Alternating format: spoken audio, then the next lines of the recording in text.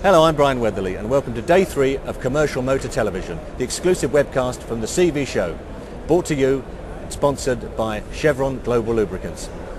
No visit to the CV show would be complete unless we'd spent some time on the Scania stand, the other Swedish manufacturer. Recently, Scania grabbed the headlines with its fire-breathing 620 horsepower V8 tractor. But we're not here to talk about power today, we're here to talk about Euro 4, and in particular Scania's unique approach to EGR and SCR, and especially EGR. To tell us all about it, here's Roger McCarthy.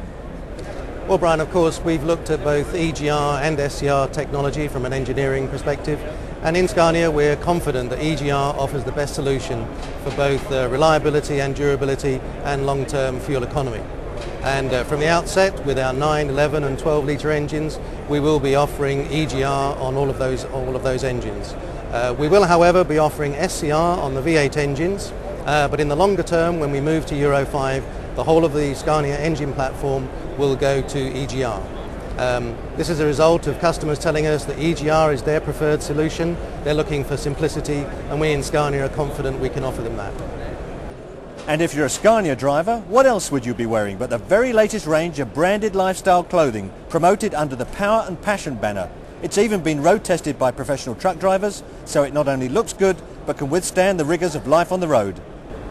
While the race to have the most powerful truck on the road shows no sign of slowing down, we doubt whether Scania fans will quibble that much over the odd 40 horsepower, and this show model 620 V8 has just the kind of fit and finish, especially inside, that'll have the average owner-driver drooling.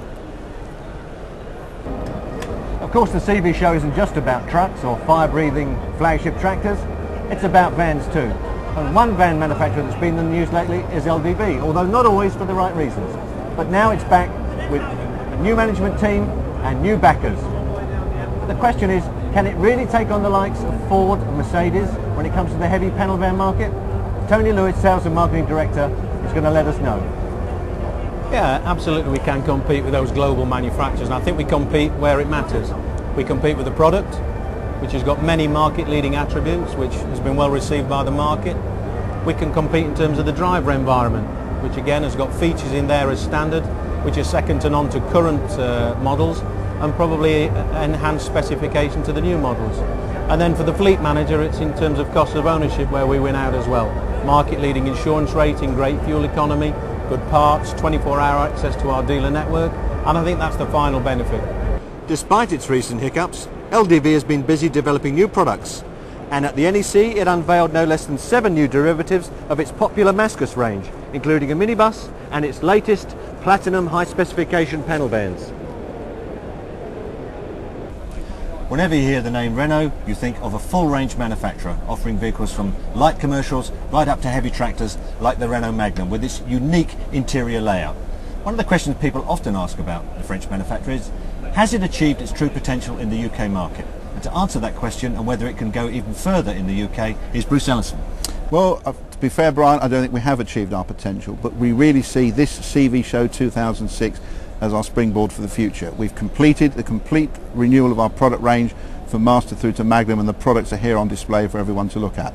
The focus is very much on technical improvements to the vehicle and also improving the environment for drivers. Also, we've got our network fully geared and ready for these new vehicles. They've got the tools, they've got the parts, and they've had the technical training. That, coupled with the introduction of Euro 4 from October this year with SCR technology, we really see that everything is ready for us to grow in the marketplace from around about today's 5% market share to something maybe approaching 10% 3 or 4 years from now. Renault had no less than 4 new products on display, including the new Premium 440, shown in 6x2 form with OptiDriver. Also the Kerex multi-wheelers, which will be arriving soon, their tough tipper range, and the all-new Premium distribution of 7 and 11 litre chassis with brand new interior, all underneath the distinctive Renault smiley face cab.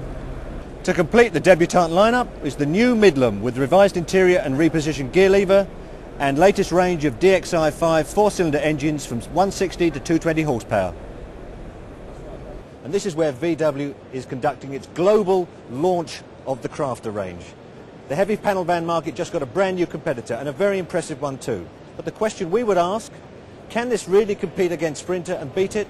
Likewise Ford's mighty Transit. To answer that question, we've got VW's Peter Winnie. Well, I think we're introducing a vehicle with real distinction here.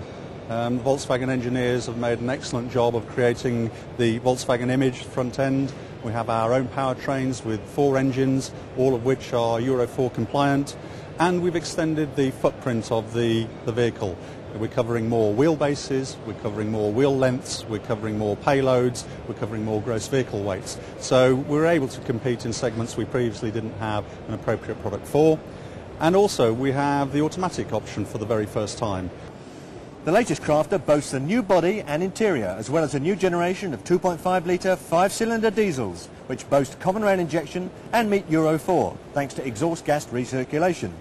Inside the driving compartment, there's a new dash-mounted gear shift for the 6-speed manual box, or you can have Sprintmatic, a 5-speed auto, ideal for town work. With 5 of the 8 heavy truck chassis manufacturers at the NEC this week showing the SCR route to Euro 4, you might think somebody offering EGR, like MAN ERF, would be a distinct disadvantage, but they don't think so. And to tell us why, here's Dave Cousins. Well, Brian, our EGR technology, of course, is nothing new at MAN. We have 7 years and 300,000 trucks under our belt with proven reliability, proven fuel efficiency. So it's been a very straightforward decision for us.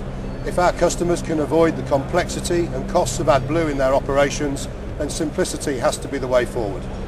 MAN ERF really pushed the boat out at the NEC with no less than 4 major product announcements, and that clearly attracted the punters.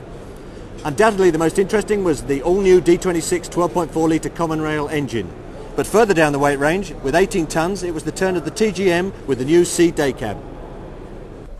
However, the real knockout punch that will have everyone talking is MAN's decision to fit an automated Tipmatic box as standard across its entire range, from 7.5 to 44 tonnes on all Euro 4 models, barring tippers.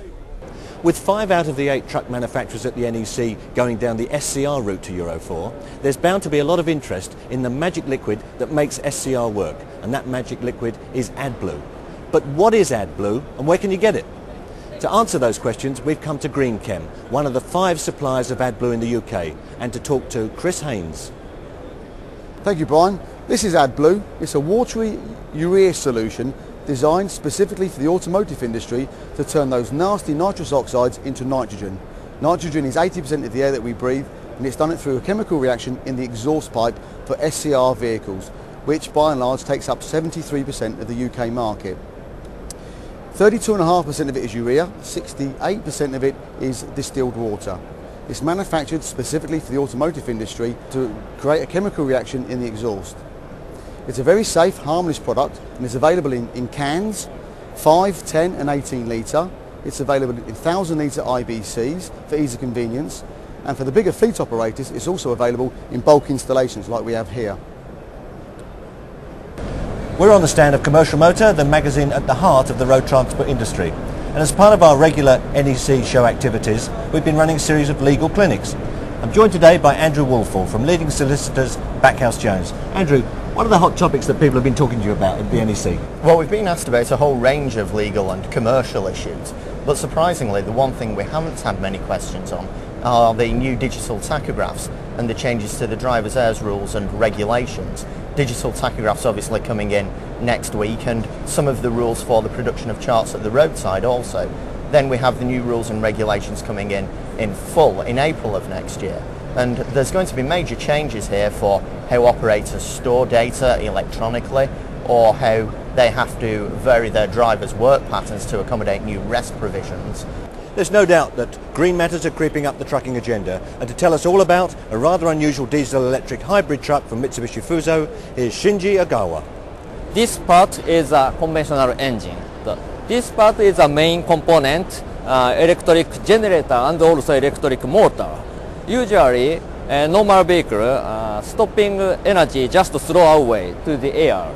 However, this generator converts it into electric energy and saved battery. And then this energy reuse electric motor and help the engine performance. Therefore, engine size can reduce. So, consequently, fuel consumption about 10 to 30% improve. Well, that pretty much takes care of day 3 of the webcast from Commercial Motor Television, brought to you from the magazine at the heart of the road transport industry and Chevron Global Lubricants. But don't forget, you can see days 1 and days 2 by registering as usual on our site.